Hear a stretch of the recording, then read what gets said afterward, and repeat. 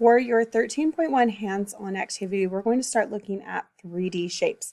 So you'll have this worksheet, and then if needed, you can get shapes from the bookshelves to help you answer these questions. So here we have this. So that is going to be this purple one here. So you are welcome to pull these out, just right. Let's not break them. You can look and see what shapes you can see. And then, right, we're going to put it back in and put it back when we are done. So what shapes do you see? How many are there? Okay, and then we're going to come here, and this is the red shape. So this one you can see multiple shapes on it, and you can pull it out.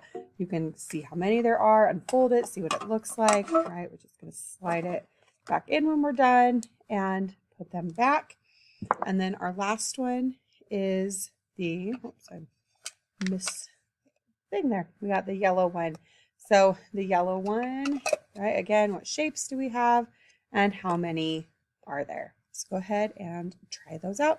Make sure you clean up your stuff and take care of them.